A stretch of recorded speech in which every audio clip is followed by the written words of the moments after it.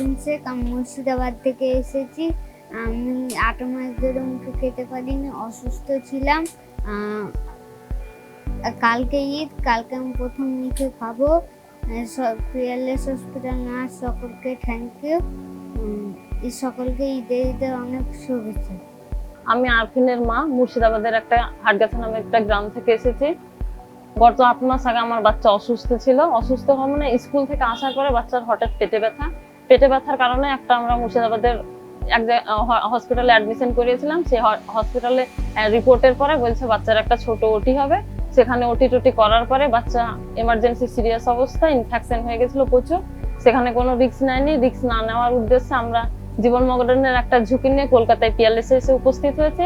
পিয়ারলেসে এসে সোহেলি ম্যাডামের আন্ডারে ভর্তি হওয়ার পর ম্যাম পিআইসিইউতে 2.5 মাস ট্রিটমেন্ট করানোর পর ম্যামের অবদান অনেক বেশি। ম্যাম তখন পুনম গুহ ম্যামের আন্ডারে ভর্তি করিয়া মানে ওটিটা হয়েছিল। ওটি হওয়ার পরে বাচ্চা 8 মাস খেতে পায়নি। 8 মাস খেতে পারেনি, পরে পেটে একটা টিউব করে দেওয়া হয়েছিল। সেই টিউব অবস্থায় আমাদের 2.5 মাস পিআইসিইউতে ভর্তি থাকার পরে ছুটি হয়েছিল।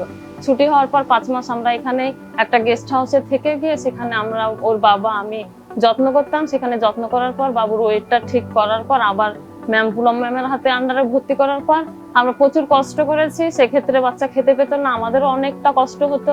তারপর বাচ্চার ওয়েট বাড়িয়ে সুস্থ করে ম্যামের হাতে অ্যাডমিশন করি। আজকে 15 দিন হচ্ছে, আবার ভর্তি করিয়েছি। ভর্তি করার পরে ওটি হয়েছে। ওটি হয়ে ম্যাম এখন ওটিটা সাকসেস করার পরে এখন বাচ্চা মুখে খাচ্ছে আর কি, 2 দিন থেকে খাচ্ছে।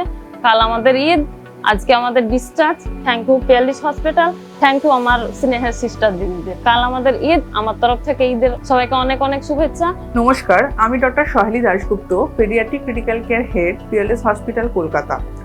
8 মাস আগে আরফিন যখন আমাদের কাছে আসে, একটি অন্য হাসপাতাল থেকে রেফার হয়ে আমাদের কাছে আসে। ওর ইন্টেস্টিনাল অবস্ট্রাকশন ছিল এবং আরফিন ভীষণ সিক ছিল। ওই সময় তার খুব জ্বর আসছিল, একেবারেই খেতে পারছিল না। আমরা যখন পাই ওকে এমার্জেন্সিতে, তখন তার ব্লাড প্রেশার ভীষণ কম ছিল, ইনফেকশন প্যারামিটার প্রচুর হাই ছিল। ওকে আমরা তখন পিআইসিইউতে ভর্তি করি এবং যা যা নেসেসারি ওর ওষুধপত্র দেওয়া উচিত তার ব্লাড প্রেশার বাড়ানোর জন্য, ইনফেকশন কন্ট্রোল করবার জন্য, সেগুলো সব আমরা শুরু করি। তারপর আমরা paediatric surgeon doctor Poonam Guha বেসকে কনসাল্ট করি এবং আমরা যখন আরও কিছু টেস্ট করা হয়, ওর আল্ট্রাসাউন্ড, সিটি স্ক্যান, এগুলো করে দেখা যায় যে ওর পেটের ভেতরে যে নাড়িগুলো অদ্ভুতভাবে পাকিয়ে গেছে। এবং এই অপারেশনটা যেহেতু আগে 2টো অপারেশন ওর হয়ে এসেছিল, যেটা সাকসেসফুল হয়নি, তার জন্য ইমিডিয়েট অপারেশন করাটা খুব ডিফিকাল্ট। আমরা ইনিশিয়ালি ওকে যখন খাবার না দিতে পারার জন্য আমরা একটা লম্বা চ্যানেল করে, যেটাকে সেন্ট্রাল লাইন বলি, সেখান থেকে আমরা নিউট্রিশন ওকে দিতে থাকি, যেটাকে বলি আমরা টোটাল প্যারেন্টাল নিউট্রিশন।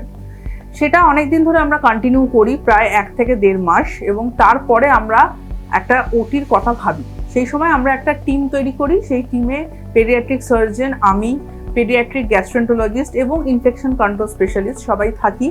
আমরা বাড়ির লোকদের সাথে কথা বলি এবং বলি যে ইমিডিয়েট এই সার্জারিটা না করে একটা ইন্টারমিডিয়েট সার্জারি করতে হবে। তো সেই ওয়াইজ আমরা একটা intermediate surgery doctor Poonam Guha করেন, যেটাকে বলে জেজুনোস্টমি, এবং তার ভেতর দিয়ে একটা টিউব দিয়ে তাকে খাবার শুরু করার প্ল্যান করা হয়। প্রায় 2.5 মাস আমাদের কাছে আরফিন ছিল যখন তাকে ওই স্পেশাল নিউট্রিশনটা দেওয়া হচ্ছিল এবং তার সাথে ওকে আস্তে আস্তে ওই টিউবের মাধ্যমে খাবার শুরু করা হয়।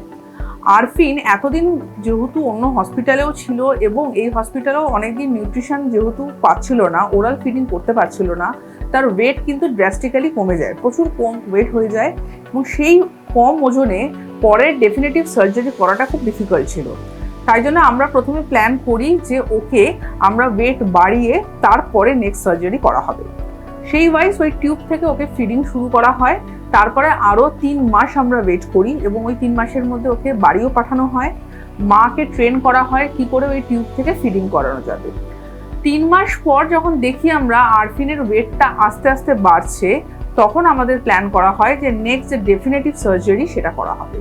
সেইটার জন্য আবার আরফিন ভর্তি হয় আমাদের কাছে এবং ডক্টর পুনম গুহ এই অপারেশনটি করে।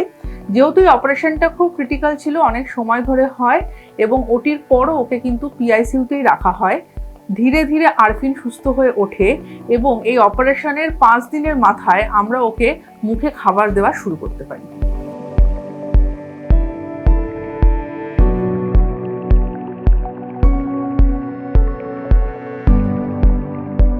নমস্কার, আমি ডক্টর পুনম গুহ, আমি পিডিয়াট্রিক সার্জন। আজকে আমরা কথা বলছি আরফিনের বিষয়ে। যে ছেলেটি আমাদের কাছে এসেছিল প্রায় 6-7 মাস আগে, একটা পেটের জটিল অপারেশন বাইরে করিয়ে এসেছিল। তার ইন্টেস্টাইনাল অবস্ট্রাকশন ছিল, তার জন্য সে বাইরে একটি জায়গায় অপারেশন করায়, কিন্তু দুর্ভাগ্যবশত সে অপারেশনটা সাকসেসফুল হয়নি। সেই পরিস্থিতিতে সে আমাদের কাছে আসে। তখন ওর পেট জুড়ে ইনফেকশন, বাচ্চার রক্তর মধ্যে ইনফেকশন, পেটের যে ঘা ছিল সেখান থেকে নোংরা ময়লা পায়খানা সেগুলো সব বেরোচ্ছিল। সেই পরিস্থিতিতে তার অপারেশন করা হয়। খুব জটিল অপারেশন হয় আমাদের এখানে। অপারেশন করে আমরা বাধ্য হই এমন জায়গায় একটা পেটের উপরে মলদ্বার তৈরি করার জন্যে, যেখানে মলদ্বারটা না বানালে বাচ্চাকে হয়তো বাঁচানো যেত না। সে মলদ্বারটা করার পরিণামস্বরূপ বাচ্চা আস্তে আস্তে ইমপ্রুভ করে, কিন্তু সমস্যা আরেকটা হয় যে যেখানে ওর পটির রাস্তাটা বানানো হয় সেই পরিস্থিতিতে ওকে মুখে খাওয়ানো কোনো মতেই সম্ভব ছিল না। তাকে আমরা টিউবে খাওয়াতে, পেটের রাস্তায় একটা টিউব করিয়ে তার মাধ্যমে খাবার খাওয়াতে বাধ্য হই। সেই মতন করে সেই সময় আমাদের একটা সময় মনে হয়েছিল যে বাচ্চাটি বাঁচবে কি বাঁচবে না, এত খারাপ অবস্থা ছিল। কিন্তু সেখান থেকে সে আস্তে আস্তে ইমপ্রুভ করে। টিউবের খাবার সে ভালো মতন অ্যাকসেপ্ট করে।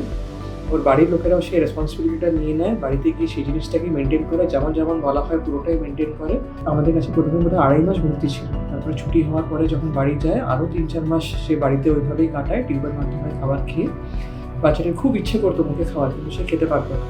কিন্তু টিউবে খেত, বাচ্চা সে আস্তে আস্তে তার ওজন বাড়ে। তারপরে তার বাবা মা জিজ্ঞেস করলেন এই রাস্তাটা বন্ধ হবে কবে, বাচ্চা মুখে খাবে কবে। সেটা আমাদের জন্য একটা বিশাল চ্যালেঞ্জ ছিল।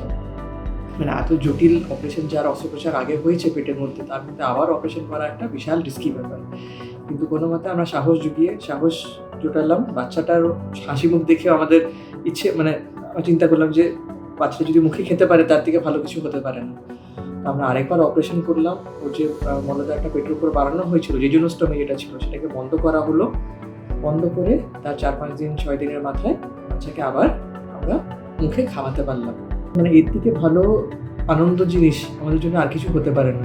যে বাচ্চাটি গতবারে নিজের জন্মদিনের সময় জিজ্ঞেস করেছিল, ম্যাডাম আমি বাঁচবো তো, আমি খেতে পারবো তো, সেই বাচ্চাটাকে এখন আমরা মুখে খাওয়াতে পারছি, বাচ্চাটা এখন ভালো আছে, ওজন বাড়ছে। এর থেকে বেশি আনন্দের খবর আমাদের জন্য আর কিছু হতে পারে না। পুরো credit goes to whole of the আমাদের সার্জিক্যাল টিম, আমাদের পিআইসিইউ টিম, গ্যাস্ট্রোএন্টারোলজি টিম, যা আমাদের নার্সিং স্টাফ, যারা দিন রাত্রির চেষ্টা করে বাচ্চাটাকে বাঁচিয়ে তুলেছে। আর সবার তার থেকেও বেশি জরুরি ছিল বাচ্চাটার সেলফ কনফিডেন্স, ডিটারমিনেশন, যে হ্যাঁ আমাকে ভালো করতে হবে। আর বাচ্চার বাবা মায়ের কষ্ট, যেটা ওরা করেছেন গত 4-5 মাস ধরে বাড়িতে, যার দরুন বাচ্চা আজকে ভালো আছে। ধন্যবাদ। Peerless Hospital, restoring health.